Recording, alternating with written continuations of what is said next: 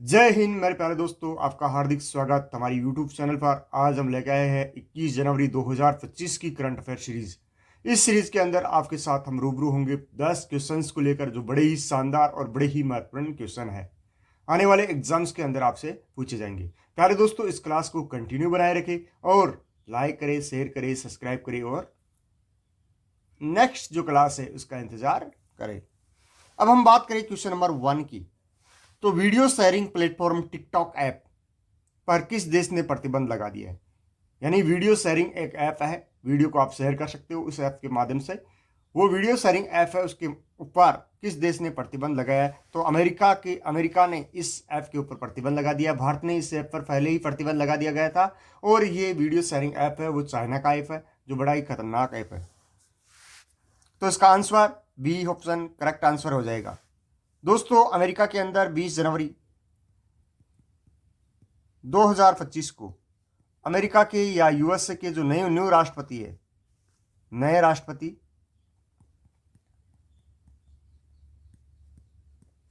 हम कह सकते हैं 47वें राष्ट्रपति डोनाल्ड ट्रंप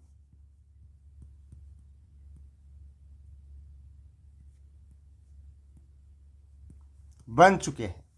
यानी उन्होंने 20 जनवरी 2025 को शपथ ले ली है। 47वें राष्ट्रपति के रूप में अमेरिका के नए राष्ट्रपति बन चुके हैं डोनाल्ड ट्रंप। डोनाल्ड ट्रंप ये दूसरी बार अमेरिका के राष्ट्रपति बने हैं। अब हम बात करें आगे क्वेश्चन नंबर 2 की हम बात करें तो रूस के राष्ट्रपति व्लादिमीर पुतिन ने किस देश के साथ द्विपक्षीय वार्ता के बाद एक नए व्यापक सामरिक भागीदारी समझौते पर हस्ताक्षर किए? तो ये ईरान के साथ ऐसा किया गया है। यानी रूस के जो राष्ट्रपति है व्लादिमीर पुतिन, उन्होंने जो ईरान देश के साथ द्विपक्षीय वार्ता के साथ एक नए व्यापारिक सामरिक भागीदारी समझौते या एग्रीमेंट के ऊपर क्या किए, साइन किए। तो इसका ऑप्शन हो जाएगा A correct answer, Iran. Solution इसका हम देखें तो रूसी राष्ट्रपति व्लादिमीर पुतिन ईरान के जो राष्ट्रपति है मसूद पजेश्कियान ने पश्चिमी देशों के साथ बढ़ते टकराव के बीच एक व्यापक सामरिक साझेदारी संधि के ऊपर क्या किए, साइन किए। दोनों नेताओं ने 17 जनवरी 2025 को मॉस्को स्थित जो क्रेमलिन में इस समझौते पर क्या किए, हस्ताक्षर किए। मॉस्को दोस्तों रूस की क्या है, राजधानी है। रूस विश्व का सबसे बड़ा देश है जो यूरोप और एशिया कॉन्टिनेंट के अंदर स्थित है। और विश्व की जो सबसे लंबा रेलवे मार्ग वो भी रूस के अंदर है, जिसका नाम है ट्रांस साइबेरियन रेल मार्ग। आगे हम बात करें नेक्स्ट क्वेश्चन की। क्वेश्चन नंबर 3 की हम बात करें तो केंद्रीय मंत्री जयंत सिंह चौधरी, यानी केंद्रीय जो मंत्री है जयंत सिंह चौधरी, उन्होंने कहा है कि solar mobile van training unit का शुभारंभ किया है। यानी केंद्रीय मंत्री जो जयंत सिंह चौधरी है, उन्होंने solar mobile van training units का क्या किया है, शुभारंभ किया है। यह शुभारंभ कहां किया है? ये नई दिल्ली के अंदर किया है। ऑप्शन नंबर डी इसका करेक्ट आंसर हो जाएगा। कौशल विकास को बढ़ावा देने और वंचित समुदायों तक इसका लाभ पहुंचाने की दिशा में महत्वपूर्ण कदम उठाते हुए कौशल विकास और उद्यमिता राज्य मंत्री यानी शिक्षा राज्य मंत्री श्री जयंत सिंह चौधरी ने आज कौशल भवन न्यू दिल्ली के अंदर solar community hub mobile van प्रशिक्षण इकाइयों को हरी झंडी दिखाई। अब हम बात करें क्वेश्चन नंबर 4 की। बहुत ही शानदार क्वेश्चन है, आईएएस और आरएस एग्जाम के अंदर देखने को मिलेगा।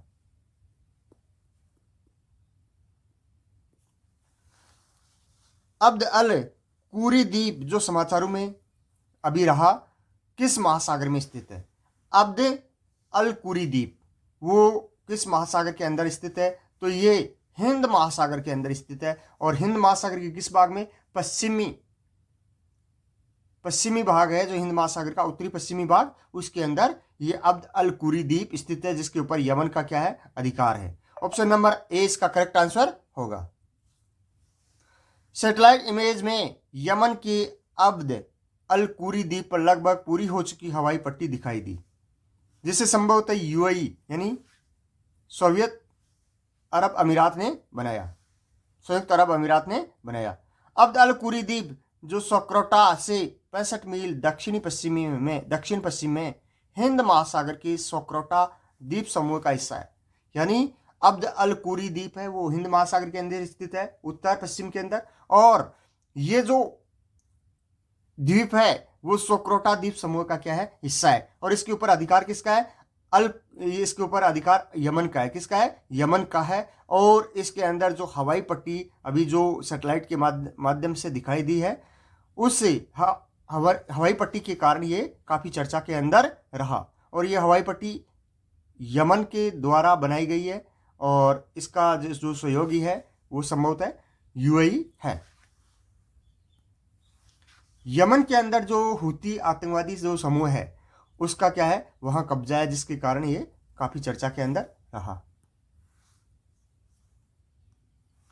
दोस्तों आगे हम बात करें क्वेश्चन नंबर 5 की, तो हाल ही में कौन वर्ल्ड इकोनॉमिक फोरम 2025 में भारत का प्रतिनिधित्व करेंगे। वर्ल्ड इकोनॉमिक फोरम 2025 इसके अंदर भारत की ओर से जो प्रतिनिधित्व करने वाले हैं वो अश्विनी वैष्णव है। अश्विनी वैष्णव भारत के रेलवे मंत्री है और वो इससे जो इकोनॉमिक फोरम है उसके अंदर क्या करेंगे, भारत का प्रतिनिधित्व करेंगे। सॉल्यूशन देखें तो विश्व आर्थिक मंच यानी वर्ल्ड इकोनॉमिक फोरम की 55वीं वार्षिक बैठक सोमवार यानी 20 जनवरी को स्विट्जरलैंड के दावोस के अंदर शुरू हो गई। स्विट्जरलैंड के अंदर दावोस नामक स्थान के ऊपर शुरू हो गई। ये शुरू से ही दावोस के अंदर ही होती रही है। वही 5 दिन के इस आयोजन में समावेशी विकास और डिजिटल क्रांति के भारतीय मॉडल का विशेष रूप से क्या होगा, उल्लेख होगा। जो भारत का जो समावेशी विकास है और डिजिटल जो रिवोल्यूशन है उसके बारे में क्या होगी, विशेष रूप से चर्चा होगी। तो कौन भाग लेंगे, अश्विनी वैष्णव रेलवे मंत्री। आगे हम बात करें क्वेश्चन नंबर 6 की, तो हाल ही में किस राज्य में यूनिफॉर्म सिविल कोड लागू किया जाएगा। यूनिफॉर्म सिविल कोड है वो उत्तराखंड के अंदर लागू किया जाएगा। ऑप्शन नंबर ए इसका करेक्ट आंसर होगा। और इसका सॉल्यूशन देखें तो संसद ने कानून बनाकर गोवा को पुर्तगाली सिविल कोड लागू करने का अधिकार दिया था। यानी गोवा को पुर्तगाली सिविल कोड लागू करने का अधिकार दिया गया था। और सिविल कोड या हम इसको बोल सकते हैं कि प्रथम राज्य है गोवा जहां यूनिफॉर्म सिविल कोड लागू किया गया था। यूसीसी शॉर्ट में इसको बोलते हैं। और अब स्वतंत्र भारत का पहला राज्य कौन बन गया है, उत्तराखंड बन गया है। इसलिए गोवा एकमात्र राज्य है जहां सिविल कोड लागू है। यह बिल पेश होने के बाद उत्तराखंड पहला ऐसा राज्य बन जाएगा जहां आजादी के बाद यूनिफॉर्म सिविल कोड लागू किया गया है। यूनिफॉर्म सिविल कोड की काफी चर्चा रहती है और यह भारत के 44वें अनुच्छेद के अंदर इसका उल्लेख भी किया गया है। आगे हम बात करें क्वेश्चन नंबर 7 की, तो हाल ही में कहां वर्जिन कोकोनट ऑयल को जीआई टैग मिला है। वर्जिन कोकोनट ऑयल है वो अंडमान निकोबार का फेमस है।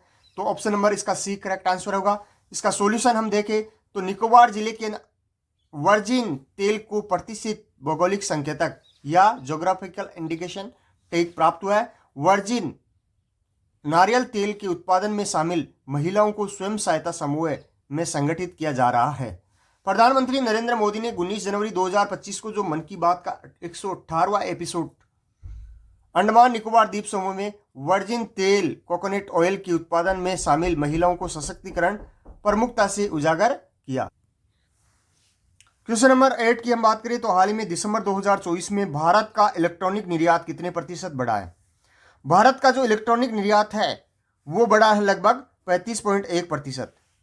ऑप्शन नंबर ए इसका करेक्ट आंसर हो जाएगा। 35.1% या 11%। 35.11% जो इलेक्ट्रॉनिक निर्यात है वो दिसंबर 2024 में बढ़ा है। सॉल्यूशन इसका देखें तो वाणिज्य मंत्रालय द्वारा जारी आंकड़ों के अनुसार दिसंबर 2024 में भारत के इलेक्ट्रॉनिक निर्यात में 35.1% वृद्धि हुई है, जो वर्ष 2023 के इसी महीने में $2.25 मिलियन से बढ़कर 2 साल की उच्चतम स्तर $3.58 बिलियन पर पहुंच गया है। तो इस प्रकार यह भी इकोनॉमिक्स दृष्टि से बहुत ही महत्वपूर्ण क्वेश्चन है। आगे हम बात करें क्वेश्चन नंबर 9 की, तो हाल ही में किसने अंतरिक्ष में पौधों की वृद्धि के अध्ययन के लिए कॉर्पस परीक्षण किया है। कॉर्पस जो परीक्षण है वो अंतरिक्ष में पौधों की वृद्धि का अध्ययन करने के लिए किया है और ये करने वाला कौन है, इसरो है। कौन है, इसरो, जो भारतीय अंतरिक्ष अनुसंधान केंद्र है।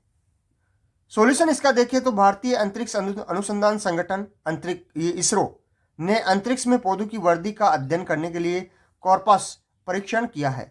इस परीक्षण को विक्रम साराभाई स्पेस सेंटर में अंजाम दिया है और इसरो ने PSLV C60 मिशन के तहत अंतरिक्ष में लोबिया के बीजों को अंकुरित किया था। और इसी परीक्षण का मकसद है अंतरिक्ष में पौधों की वृद्धि कैसे होती है इसको समझना।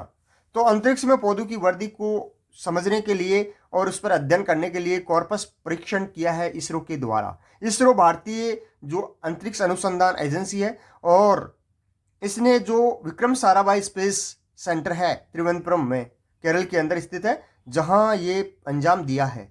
और PSLV C60 जिसके माध्यम से अंतरिक्ष में लोबिया के जो बीज थे उनको क्या करने का काम किया है, अंकुरित करने का कार्य किया है। इस प्रकार ये भी क्वेश्चन बहुत ही शानदार और बहुत ही महत्वपूर्ण है। आगे हम बात करें क्वेश्चन नंबर 10 की, तो 85वां अखिल भारतीय पीठासीन अधिकारियों का सम्मेलन कहाँ प्रारंभ हुआ? 85वां अखिल भारतीय पीठासीन अधिकारियों का जो सम्मेलन है वो बिहार की राजधानी पटना के अंदर प्रारंभ हुआ। इसका सी करेक्ट आंसर हो जाएगा। अखिल भारतीय पीठासीन अधिकारियों का 25वां सम्मेलन सोमवार 20 जनवरी को पटना के अंदर शुरू हुआ। ये 2 दिवसीय सम्मेलन है और इस सम्मेलन का उद्घाटन ओम बिरला के द्वारा किया गया। 2 दिवसीय जो ये सम्मेलन है इसका मुख्य जो विषय है संविधान की 75वीं वर्षगांठ, संवैधानिक मूल्यों को मजबूत करने में संसद और राज्य विधायी निकायों का योगदान। तो 85वां अखिल भारतीय पीठासीन अधिकारियों का सम्मेलन कहाँ प्रारंभ हुआ है? पटना के अंदर प्रारंभ हुआ है और ये 20 जनवरी और 21 जनवरी को इसका आयोजन होगा पटना के अंदर। और इसका जो मुख्य उद्देश्य है या मुख्य जो विषय है वह है संविधान की 75वीं वर्षगांठ, संवैधानिक मूल्यों को मजबूत करने में संसद और राज्य जो विधायी निकायों का योगदान है। तो प्यारे दोस्तों, ये हमारे बड़े ही शानदार और बड़े ही महत्वपूर्ण क्वेश्चन थे जो आने वाले एग्जाम्स के अंदर देखने को मिलेंगे। हम एक बार फिर से आपसे निवेदन करते हैं, प्यारे बच्चों, हमारी वीडियो को लाइक, शेयर एंड सब्सक्राइब करें। जय हिंद, जय भारत मेरे प्रिय साथियों। फिर मिलेंगे एक नए वीडियो के साथ, तब तक बाय बाय।